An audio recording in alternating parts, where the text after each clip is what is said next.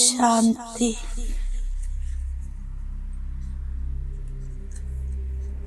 Ever പാവനനായ ബാബ പറയുന്നു, നിങ്ങളിൽ കാമക്രോധത്തിന്റെ അംശം പോലും ഉണ്ടാകരുത്.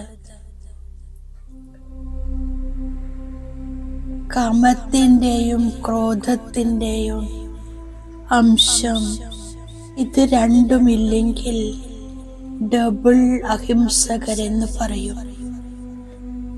ഞാൻ എൻ്റെ സത്യസ്വരൂപത്തെ കാണുന്നു.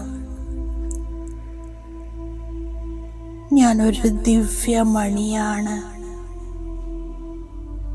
ആത്മിക് സ്വരൂപത്തിൽ സ്ഥിതി ചെയ്യുന്നു. ഞാൻ ശുദ്ധ സ്വച്ഛ ബുദ്ധി പവിത്ര ആത്മാവാണ്. എൻ്റെ തനതായ സ്വരൂപത്തിൽ സ്ഥിതി ചെയ്യുമ്പോൾ എൻ്റെ സദോ പ്രധാന സംസ്കാരം ഇമേർജാകുന്നു.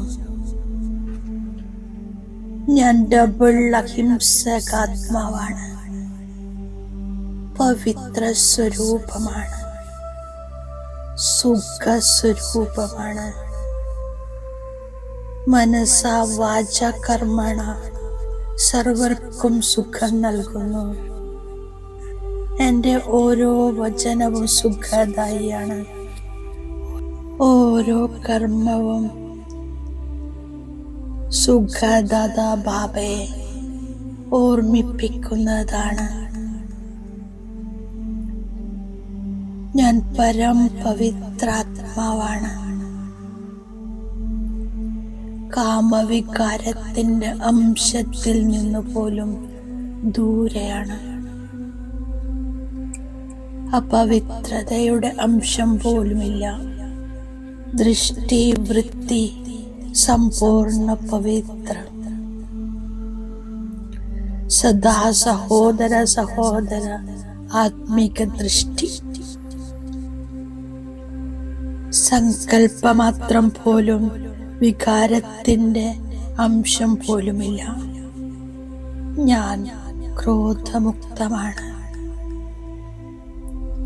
ആരുടെയും സ്ഥിതി ചഞ്ചലമാക്കുന്ന ദുഃഖം നൽകുന്ന കർമ്മം ചെയ്യില്ല. ഞാൻ ഡബിൾ അഹിംസകാത്മാ. എൻ്റെ സംസ്കാരത്തിൽ സ്ഥിതമായി സർവർക്കും സുഖശാന്തിയുടെ അനുഭവം ചെയ്യിക്കുന്നു. മനസ്സും വാണിയും കർമ്മത്തിലും സത്യത നടപ്പ് വളരെ റോയലാണ്. ഞാൻ ഡബിൾ അഹിംസക ആത്മാ. എൻ്റെ സർവ വ്യവഹാരത്തിലും സർവർക്കും സുഖത്തിന്റെ ദാനം ചെയ്യുന്നു. സുഖം കൊടുക്കുന്നത് തന്നെ സുഖമെടുക്കുന്നതാണ്. ഞാൻ ഡബിൾ അഹിംസകനാണ്. മായാരാവണനോട് യുദ്ധം ചെയ്യുന്നു. ഈ യുദ്ധത്തിൽ സർവശക്തിവാൻ പരംപിത പരമാത്മാ ശിവബാബ എൻ്റെ കൂടെയുണ്ട്. അതിനാൽ എൻ്റെ വിജയം നിശ്ചിതമാണ്. ഞാൻ മന്മനാഭവ മഹാമന്ത്രത്തിലൂടെ രാജ്യം പ്രാപ്തമാക്കുന്നു.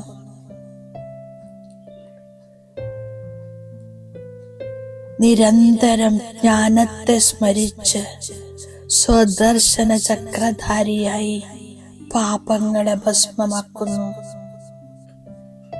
ഞാൻ മായാജീതാത്മാവാണ്. ഞാൻ ഡബിൾ അഹിംസക യോദ്ധാവാണ്.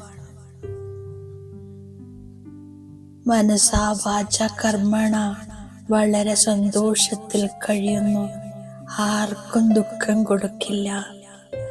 ദുഃഖമുണ്ടാക്കുന്ന വചനങ്ങൾ പറയില്ല. എനിക്ക് നിശ്ചയമുണ്ട്, ഞാൻ ദേവതയായി മാറാൻ പോവുകയാണ്. എൻ്റെ പെരുമാറ്റം വളരെ കുലീനമാക്കുന്നു. സ്വയത്തെ ആത്മാവാണെന്ന് മനസ്സിലാക്കി മറ്റുള്ളവരെയും സഹോദരനായി കാണുമെങ്കിൽ പിന്നീട് ആർക്കും ദുഃഖം കൊടുക്കില്ല. ഇതെല്ലാം ബുദ്ധിയുടെ ജോലിയാണ്. ഞാൻ പവിഴ ബുദ്ധിയായി മാറുകയാണ്. ശാന്തിധാമം മധുരമായ വീട്ടിൽ നിന്നും ഞാൻ പാട്ടഭിനയിക്കാൻ വന്നതാണ്. ശിവബാബ മംഗളകാരിയായ അച്ഛനാണ്. 5 തത്വങ്ങളുടെയും മംഗളം ചെയ്യുന്നു. ഉയർന്നതിലും ഉയർന്ന ബാബ സുപ്രീം ടീച്ചറാണ്. ബാബയുടെ നിർദ്ദേശമാണ് ഗൃഹസ്ഥ വ്യവഹാരത്തിലും പ്രവൃത്തിയിലും ഇരിക്കൂ, കമലപുഷ്പ സമാനം പവിത്രമായി കഴിയൂ.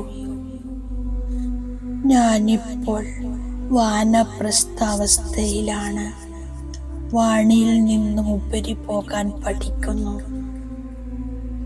സദ്ഗുരുവാകുന്ന ബാബ എന്നെ വാനപ്രസ്ഥാവസ്ഥയിലേക്ക് കൊണ്ടുപോകുന്നു. ഇതാണ് സർവകലാശാല. ഞാൻ നല്ല രീതിയിൽ പുരുഷാർത്ഥം ചെയ്യുന്നു. ദൈവിക ഗുണങ്ങൾ ധാരണ ചെയ്യുന്നു. ഈ അന്തിമ ജന്മം പവിത്രമായി മാറുകയാണെങ്കിൽ പവിത്ര ലോകത്തിൻ്റെ അധികാരിയായി മാറുന്നു. ഇതെന്റെ അന്തിമ ജന്മമാണെന്ന് ബാബ എനിക്ക് മനസ്സിലാക്കി തരുന്നു. ഞാനിപ്പോൾ ദൈവിക സമ്പ്രദായത്തിലേതായി. ഞാൻ കഴിക്കുന്നതും കുടിക്കുന്നതും ഏകരസമായിരിക്കുന്നു. ഞാൻ ആത്മാവാണെന്ന സ്മൃതി ഉറപ്പാക്കുന്നു. ശരീരത്തെ കാണരുത്. ഒരു ബാബയിലേക്ക് ശ്രദ്ധ കേന്ദ്രീകരിക്കുന്നു. ഇപ്പോൾ വാനപ്രസ്ഥാവസ്ഥയാണ്. അതിനാൽ വാണിയിൽ നിന്നും ഉപരി പോകാനുള്ള പുരുഷാർത്ഥം ചെയ്യുന്നു. തീർച്ചയായും പവിത്രമായി മാറണം. വിഘ്നങ്ങളെ പേടിക്കില്ല. സത്യത്തിന്റെ തോണി ഇളകും, എന്നാൽ മുങ്ങിപ്പോകുന്നില്ല.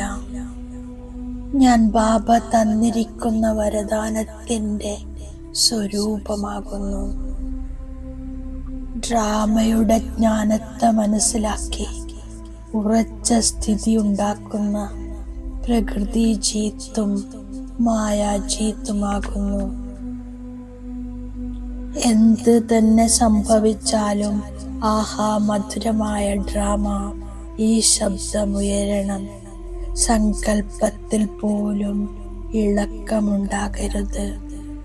സദാ ഉറച്ചതും ഇളകാത്തതുമായ സ്ഥിതി ഉണ്ടാവുകയാണെങ്കിൽ പ്രകൃതി ജീത്തും മായാജീത്തുമായി മാറട്ടെ എന്ന വരദാനം പ്രാപ്തമാകുന്നു.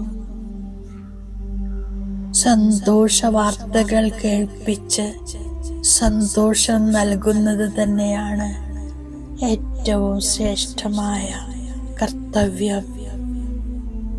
ബാബ അവ്യക്ത സൂചന നൽകുകയാണ്.